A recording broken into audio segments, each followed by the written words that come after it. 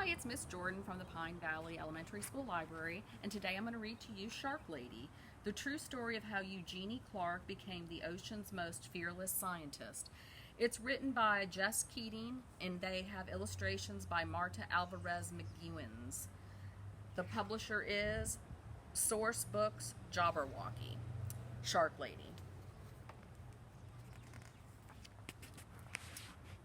It was Saturday, and Eugenie wanted to stay at the aquarium forever. She wanted to smell the damp, salty air and stare at the glittery rainbow fish. She wanted to keep watching her favorite animals, the sharks.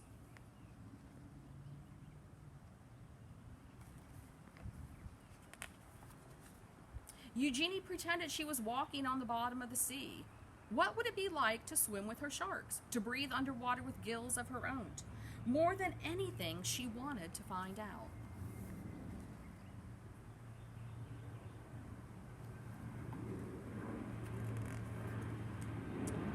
When the summer came, Eugenie's mother took her to swim at the beach in Atlantic City. Stuffing sticky gum into her ears to keep the water out, Eugenie dove down, down, down. The salt stung her eyes, but she didn't want to miss a single fish. Constellations of sea stars speckled the pebbled sand. She imagined a silvery fin standing strong on her back, slicing through the ocean current.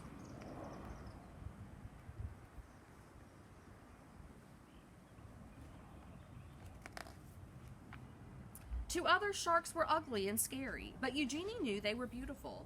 As she glided through the cool water, she wished everyone could see sharks through her eyes. But the sharks were only in her mind for now. Eugenie decided to learn everything she could about them, so she dove.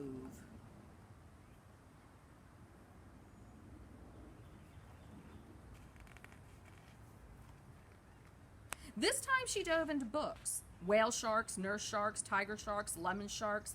Eugenie wanted to know all about them. She also joined the Queens County Aquarium Society as its youngest member.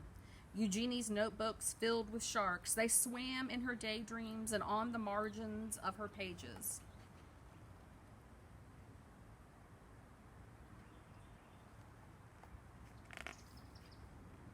At home, Eugenie's mother surprised her with an aquarium of her own. A 15-gallon tank was much too small for sharks, but Eugenie saved her allowance to buy guppies, clownfish, and coral red snails. It felt as big as an ocean in her room. Their small apartment became an aquarium, a laboratory, a sanctuary.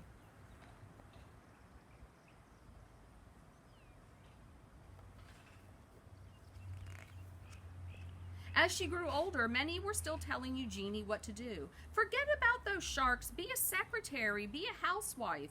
Eugenie wanted to study zoology, but some of her professors thought women weren't smart enough to be scientists or brave enough to explore the oceans.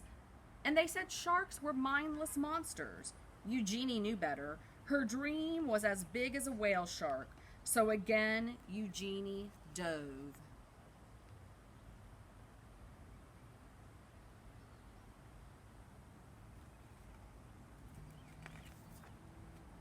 She plunged into every course she could. Her laboratory became her home. From sunrise to sunset, she studied how fish grow, how they behave, and how they were put together, both inside and out.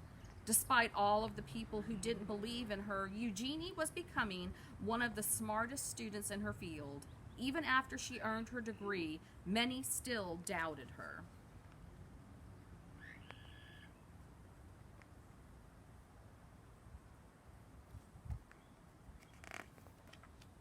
But Eugenie's work was just beginning. Eager to make discoveries of her own, Eugenie finally dove into the open ocean.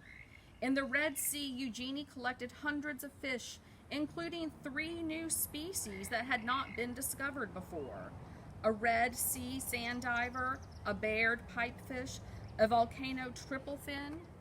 On a research mission exploring the Palau Islands, Eugenie was diving alone when she encountered her first ever wild shark. She wasn't afraid. Instead, she thought it was beautiful.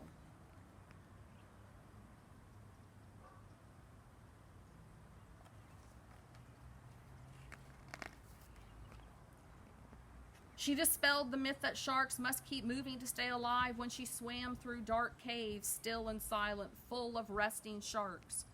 Eugenie's daring heart grew bolder with each dive. Soon they began to call her Shark Lady.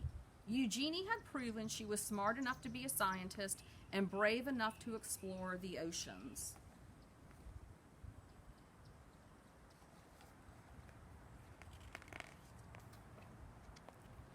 As her courage grew, she began to love and understand her beloved sharks more and more. But she never forgot how many still believed that sharks were mindless killers. Because of their scary reputation, humans were hunting sharks all over the world. Eugenie knew that sharks weren't stupid or mean. People even made shark fin soup.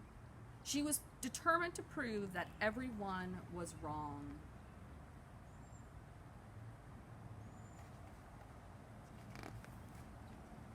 Eugenie fished through her mind and devised a brilliant experiment. She could train a shark the way a person trains a dog. Were sharks much smarter than anyone knew? They were.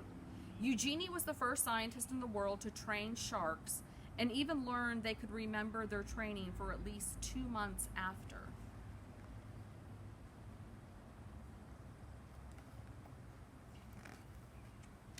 Sharks were not mindless killers. Sharks were beautiful. Sharks were smart. They deserved to be studied, to be protected, and to be loved. And Eugenie's dream was now a dream come true.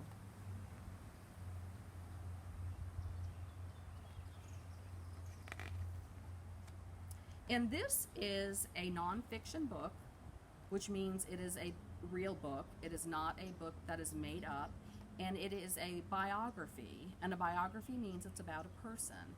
And this book is actually about the true life of Eugenie Clark and how she became a scientist and studied sharks around the world. The end.